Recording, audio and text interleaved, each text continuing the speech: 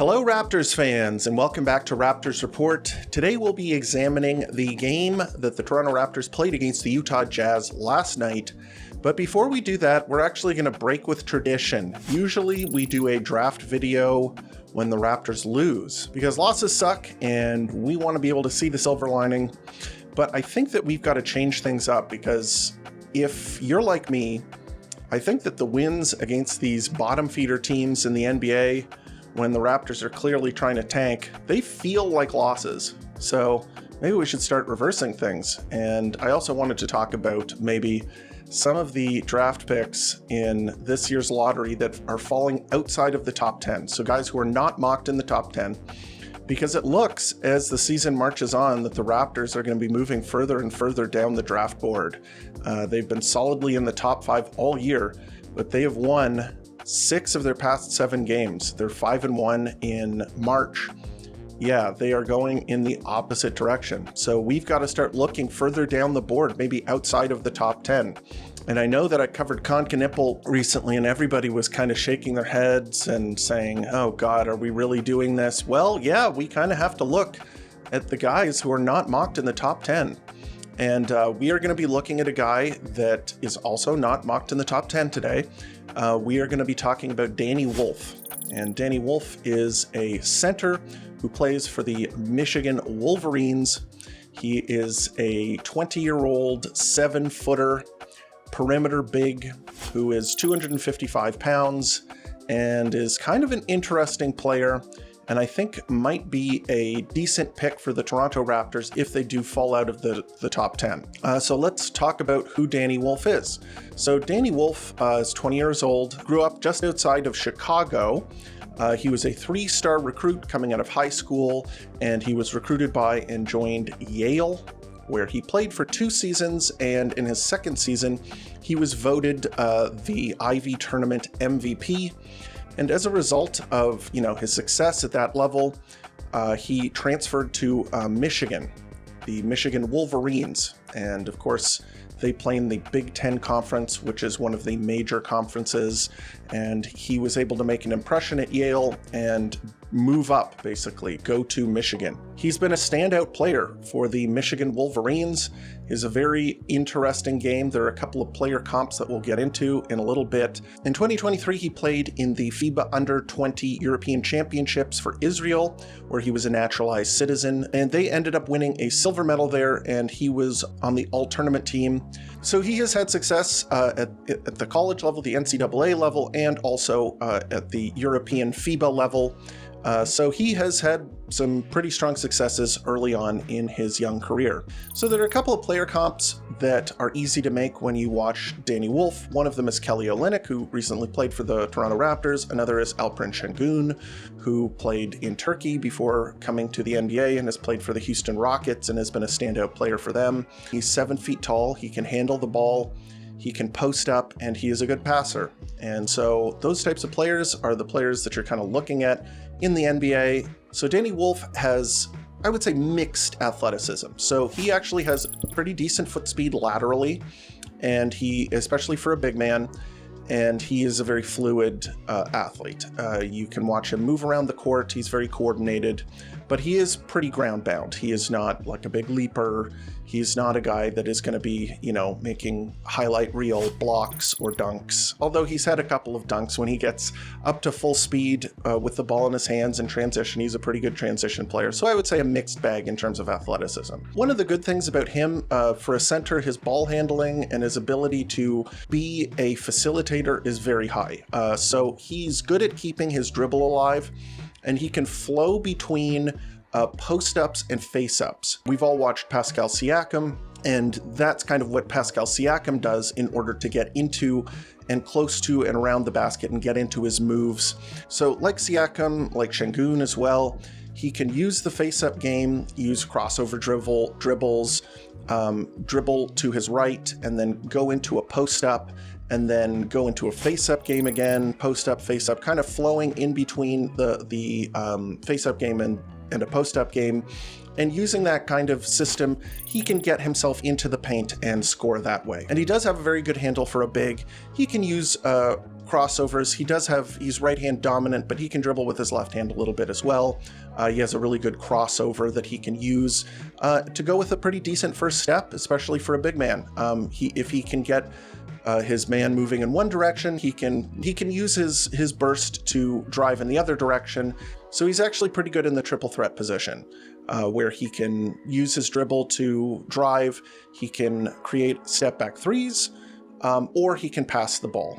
And Michigan runs a two big system. They run two bigs in their starting lineup. So there's Danny Wolf, and then there's Vladislav Golden. And Golden is more of the traditional center. I would say he is the more physical of the two. He's the play finisher, the guy who can, dunk the ball and sky and block shots and whatnot. But Danny is more of a rebounder. Like, he's a better rebounder. He's really good at carving out space and grabbing boards. And what they'll do in the half court is they will use Golden as the screen setter, and they will have Danny Wolf use that screen to handle the ball and run a pick and roll. They can run dribble handoffs with Danny Wolf as the ball handler. It is kind of odd to see, like you see it at the NBA level with Denver. They do that kind of stuff too, where they use Jokic as the ball handler in the pick and roll. There are a couple of other systems, like Şengün can do it as well, but it is sort of odd to watch still a little bit, where you have players setting screens for the 7-foot player, and he is the main facilitator in Michigan's offense. He is the guy that gets a lot of touches on the team, and he kind of runs their offense. He's also featured in the post, especially against a smaller player. If they have him guarded by a smaller player, he will get into the post and they'll pass it into him. And he's a very good passer, both in when he's running the pick and roll and also when he's in the post. So that is one of the strengths of his, is that he is an advanced passer who has good court mapping. He has really good synergy with Vlad Golden, who is good at cutting to the rim, and Danny will find him in those situations and he can dunk the ball. Or if he gets a little bit of separation in the pick and roll or a dribble handoff, he can get into the lane and then kick it out to shooters. So his three-point shooting, this is one of the things that makes him one of the most interesting players in this draft class, and somebody that is drawing lottery projections. So his ability to shoot the ball at the college level has been pretty good. He's averaging 35% from three on the season, which is good, especially for a big. And the volume is pretty good as well, 3 attempts per game. That's not shabby. Although his overall attempts, his overall shot attempts are pretty low as well. They have him functioning mostly as the facilitator, but his ability to shoot the ball is good for a big. And he can do it with catch and shoot, and he can also manufacture his own shot as well. I'm not exactly sure what the percentage difference is when he's creating his shot versus when he's spotting up.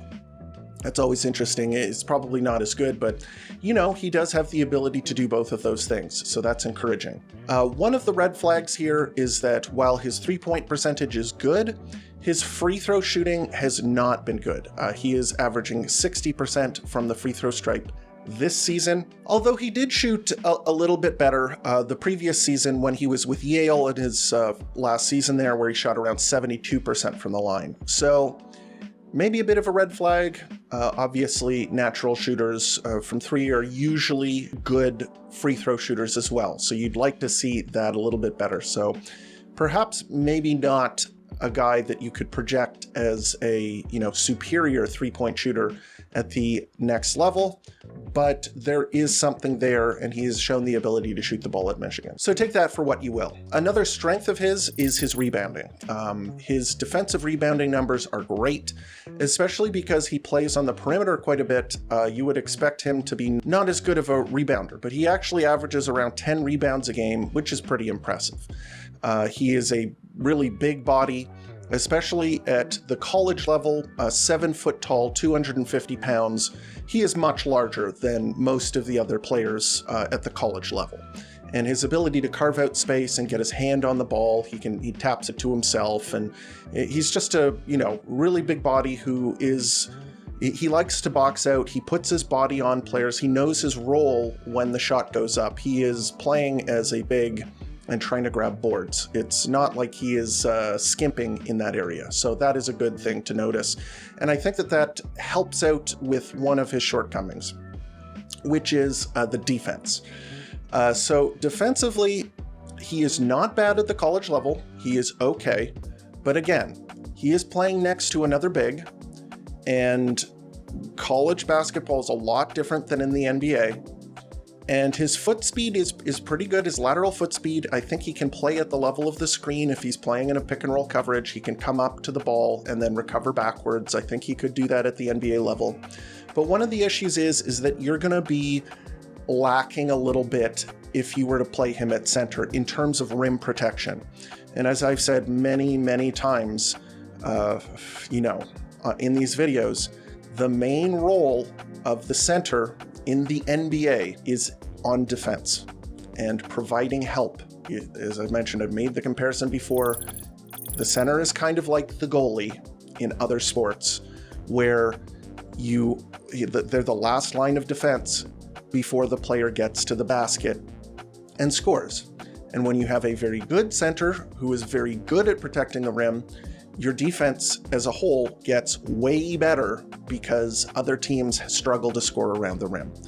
And at the next level, I don't think that he is going to be a very good rim protector. But we'll get into what I think about that, because that is obviously a concern. But there have been some exceptions around the league that we'll talk about. Another thing is that for whatever reason, when I watch him play, his closeouts to the perimeter aren't very good. They're a little slow and kind of unenthusiastic, I would say. I'm not exactly sure how much stock to put into that, but yeah, there's some issues on defense. Turnovers, as I mentioned, are a problem, but I think that one of the reasons for that is Michigan is really using him. They give him a ton of touches, and he does not score the ball that much in their system. He is kind of the passing hub, and as a result, he tries to create for his teammates using passes. And when you try and create using passes, there are going to be some turnovers. So he's averaging 4.5 assists and about almost 4 turnovers per game. Assist to turnover ratio for a point guard, that's not that good. You don't want something that's 1-to-1, but he is also kind of a big. It's tough to say, although I am not as concerned about that as some of the other stuff. Michigan is asking him to do quite a bit. I think offensively, there is a lot to like here, especially from the big position. There is potential as an isolation player. I think in the triple threat, he has the ability to drive, especially if he's playing against other bigs. I think his foot speed could be used to get past those players. I think that the threat of shooting, if the shooting does translate and he can create that kind of shot, that could be very interesting. The ability to shoot the ball, drive, and of course pass. He's a good passer as well. That gives him some juice as a guy who perhaps you can give the ball to and say, get me a bucket. And from the center position, that's rare. That is something that you do not see very often. So, upside, kind of interesting. So he is not a huge scorer for Michigan. His usage is low. So I've mentioned this in the past. Usage is essentially how the pie is sliced on offense, and it comes from using possessions. And if everybody used the same amount of possessions, there are 5 players on the floor, cut 100% into 5, you'd end up with 20%. And so the average would be 20%. He is just over that at 24%. So he's not scoring the ball too much for the Wolverines. So he's used more as a playmaker, but in other contexts. So for Yale, his usage was higher. In international competitions, his usage was higher. He was scoring more. So I think that if you were to ask him to perform a different role and be more of a scorer, I think he would probably be able to do that. Turnovers also could be a concern at the next level, although I think that if you reduce his role in terms of how much you're asking him to do, if you use him as a secondary creator in the offense, so right now he is kind of the primary creator, if you use him as a secondary creator, so perhaps in a pick and roll in the short roll, maybe an advantage is created and you're able to give him the ball on the perimeter and the defense is not completely set, that's where you're going to start to see his passing kind of pop off, and the turnovers will probably drop as well because he won't be as keyed in on at the next level. And I want to talk about kind of like, let's zoom out a bit. So we're talking about him specifically as a prospect. Let's talk about the archetype of what he is. So the archetype he belongs to, we'll just say defensively questionable Euro-style passing big. And there have been some success stories there. So Domantas Sabonis, kind of a different player, more of a brute bruiser, really tries to hammer you in the post, can't shoot, but not a very good defender, really good passer, really good screen setter and all of that stuff. Short roll passer, all of that kind of stuff. Şengün, who I've mentioned already, lots of comparisons there to see. Kelly Olynyk, he's not European, but you get the idea when you watch him play, kind of similar. And then, of course, like the Charizard, like the granddaddy, the ultimate expression of that type of player is obviously, the multiple-time MVP Nikola Jokic, where all of these guys are not good defenders, okay? They give you something at the center position that makes your offense way more dynamic. They give you the ability to have somebody who can generate offense, who is a very good passer. And then there are certain things that they can bring, things that one has an advantage over the other. So like Kelly Olynyk is not a good rebounder. He's not as good a rebounder as, Şengün is, but he's a really good three-point shooter. Şengün is a really good, post player. He can score at the basket, but he can also put the ball on the floor and dribble. Domantas Sabonis is an insane rebounder, and his ability to bruise you inside and draw free throws and all of that. And then, of course, Jokic, who's like the best playmaking big, one of the best playmakers ever. So they all have defensive question marks. None of them are good defensively, but they do something for you in different areas. So, helping run your offense, grabbing rebounds. They have some skills that help your team win games. They require you to build your team differently than a normal team. So if you have one of these players on your team, like take a look at the Nuggets, for instance, they had to build their team a lot differently. You have to put a lot more emphasis on perimeter defense. You don't have as many defensive breakdowns, so you don't have as many possessions going to the rim where your lack of rim defense is going to be punished that much. So it requires you to build teams a little bit differently, but it gives some advantages as well. So kind of an interesting idea. I think that the pairing between Danny Wolf and Scottie Barnes is pretty interesting. So if you're looking of course, I think Scottie Barnes is a better player than Aaron Gordon is. Don't get me wrong here. But strengths and weaknesses are kind of similar. And if you want to have Scottie Barnes being a ball handler in the pick and roll, then maybe you start looking at a guy who can use the pick and pop, who can pull the defense out a little bit.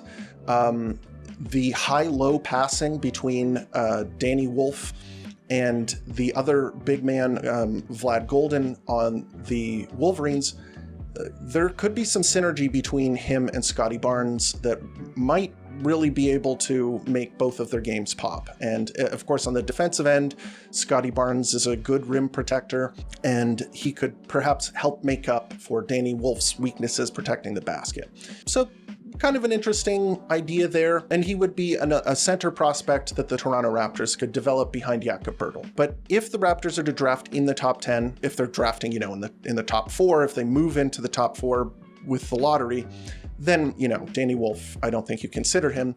But when you're outside of the top 10, I think that there's some interesting things about Danny Wolf that could make him a good fit in the Toronto Raptors system. I think he could come in and really help contribute right away. So yeah, that's him as a prospect. Let me know what you think in the comments. Do you like him as a player? Do you think he could help the Raptors? Would you be comfortable drafting him if the Raptors dropped out of the top 10? Let me know. Now we got to get to the Toronto Raptors game against the Utah Jazz. The Raptors won again. There have been many pizza parties over the past couple of weeks where the Raptors have won 3 in a row. So this was their 3rd victory in a row against the Utah Jazz. This was a little bit more of a competitive game than the one against Philadelphia, where it was just a complete tank battle. So let's get into the player evaluations. Scottie Barnes played in this game after sitting. He had the best. He was the best player in the game. He had 20 points, 10 rebounds, 3 assists, 1 steal, 0 blocks, only 1 turnover. He was 8 of 16 from the field. He was 1 of 2 from 3, 3 of 6 from the free throw line. So not great there, but yeah, I mean, easily the best player in the game. He only played 24 minutes, so 20 points in 24 minutes. He dunked the ball. Like, he was really attacking the Jazz because they don't have any shot blocking with Walker Kessler out of the lineup for no reason. I mean, they're just tanking. I mean, the Raptors are kind of doing the same thing with Jakob Poeltl, so we can't complain too much. But yeah, no shot blocking equals a very happy Scottie Barnes. He was able to cut to the rim and dunk it multiple times. His ability to handle the ball in transition, etc., etc. He had a great game on both ends. Next up, we'll go to Emmanuel Quickley, kind of ditto. He has been very, very good for the Toronto Raptors the past, I would say, month or so, since he's re-entered the lineup. And I know he's been in and out, probably because of tanking, but he's been in and out of the lineup. But when he's been able to play, he has been a very positive player for the Raptors. And I will give him credit on the defensive end as well. I think he has surprised me in terms of what he's been able to bring to the table, which is literally just screen navigation, moving around screens, staying in front of his man. Nothing fancy, but he's not getting beat. I think he's doing a good job on defense. He had 20 points on 13 shots. He was 2 of 8 from 3, which is, not great. 6 of 6 from the free throw line, 5 rebounds, 5 assists, 1 steal, 0 blocks, 2 turnovers. He looks good. He looks like a good player. I've liked him for a while now. I mentioned, a couple of seasons ago where I said, if the Toronto Raptors were to trade OG Anunoby, I would like to see them to the Knicks, because that was they were rumored to be interested in him for a number of seasons. I said, I want to get Quickley back. This guy looks like a real player, and he does look like a new school NBA point guard who can generate his own shot. He can run his offense a little bit, plays a little bit like a shooting guard in that he's more of a scorer, but does enough in terms of playmaking where he's not a ball hog or anything like that. I think he picks his spots the right amount, and he just makes the offense look way better. And I think he's going to help the Toronto Raptors next season quite a bit. Next up, we'll give it to Colin Castleton. Colin Castleton had a really good game. 13 points on 5 of 5 shooting. He was perfect from the field. He was 1 of 1 from 3. I was kind of cursing this guy. I'm like, why are the Raptors two-way guys so good? Like, why didn't they go out and just get a whole bunch of scrubs if they wanted to lose the game? Him, Jared Rhoden, and AJ Lawson have all been great for the Toronto Raptors, especially against these other bad teams. Have a bunch of, actual scrubs who are no good playing, and the Toronto Raptors went 3 for 3 with their guys who they brought up. And he was literally perfect. 5 of 5 from the field, 1 of 1 from 3, 2 of 2 from the free throw line. Hard to get better than that. 7 rebounds, 2 assists, 0 steals, 4 turnovers. There's the issue there, but this is all in 24 minutes per game. I think his defense is pretty good. I think that he moves his feet well, and he gets between people in the basket. He doesn't seem to block many shots, but I think he does a good job. Kind of liking what I'm seeing from all these two-way guys. Next up, we'll go to RJ Barrett. RJ Barrett had a pretty good game. He had 17 points and 7 of 14 from the field. He was 1 of 4 from 3. He was 2 of 3 from the free throw line, 2 rebounds, 5 assists, 1 steal, 0 blocks, 2 turnovers. And, he is one of the rim pressure guys on the Toronto Raptors. He's able to get into the paint and score. I think he did a pretty good job, although it wasn't like an amazing performance from him. He's had much better, but I think, pretty productive game against a team that really does not have much interior presence. I think that's he and Scottie are going to kind of shine there. Next up, we'll go to Jamison Battle. Jamison Battle has actually kind of struggled recently. He's kind of getting outshone by the other two-way guys. His last game, he didn't have a great shooting night. This game, he didn't have a great shooting night. He had 7 points on 3 of 11 shooting.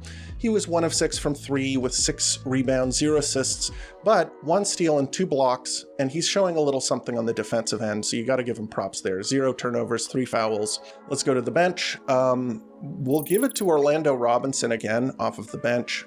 He played 34 minutes, had 14 points on 4 of 10 shooting. His finishing is still poor. Not good, but he was 6 of 8 from the free throw line.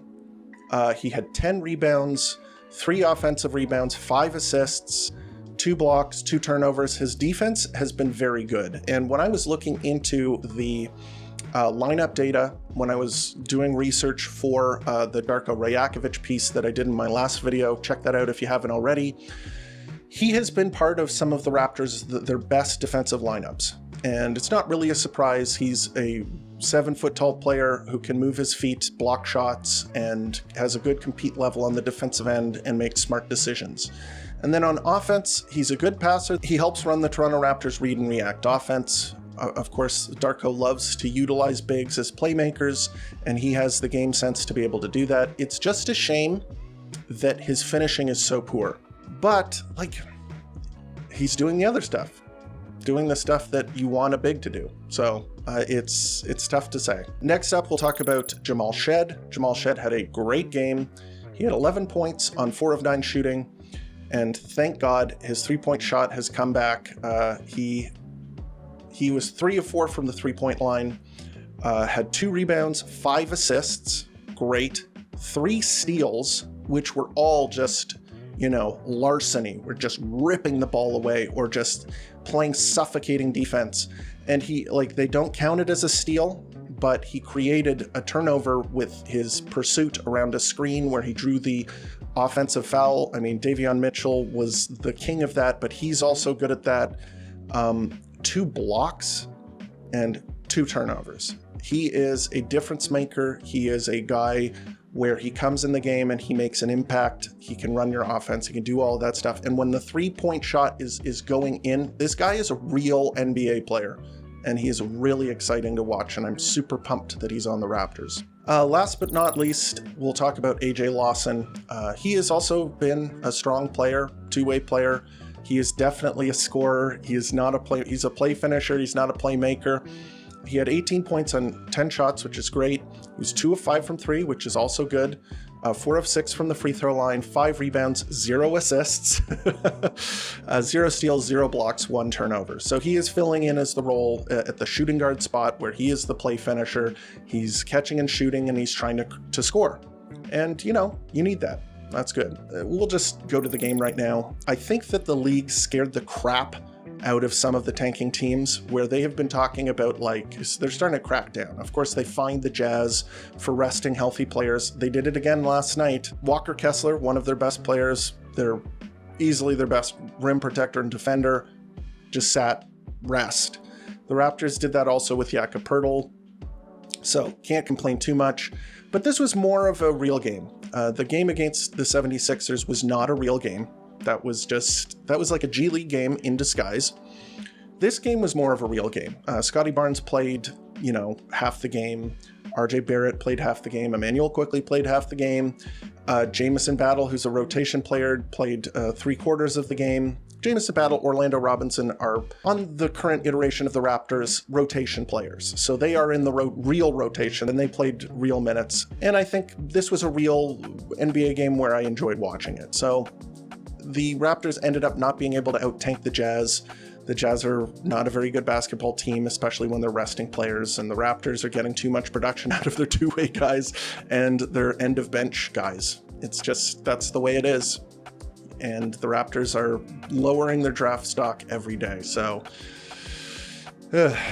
Next up, the Toronto Raptors play the Portland Trail Blazers tomorrow at 6 o'clock. And this will be an interesting game because the Portland Trail Blazers have been a pretty competitive team, especially in the Western Conference, which is more difficult than in the Eastern Conference. They've got some real players, and I think that they are probably favored to beat the Toronto Raptors. So this is one of those games where you're walking in and the Raptors are not expected to win the game, which has not been the case over the past, couple of weeks or so. They've been playing very cream puff schedules. So this might be a place where they can stop the winning streak and hopefully, resurrect the tank. But that should be an interesting one to watch. That happens tomorrow at 6 o'clock, so it's a bit of a matinee game. In any case, that is the episode. Let me know what you think about Danny Wolf. Is he a guy that you'd be interested in the late lottery? Let me know what you think of his game. Do you like centers who aren't great defenders? That's often something that I have gotten on my soapbox about. Or do you think that he could contribute enough there that it wouldn't be as much of a burden as, in other situations? Let me know here in the comments and also on Twitter and Blue Sky, where you can reach me at Raps Report. Love talking to Raptors fans. We're the best. And if you haven't already, please like and subscribe to the channel, because that really helps the channel grow, helps put this content out in front of other Raptors fans such as yourself. And as always, thank you for tuning in to Raptors Report, your source for in-depth Raptors content.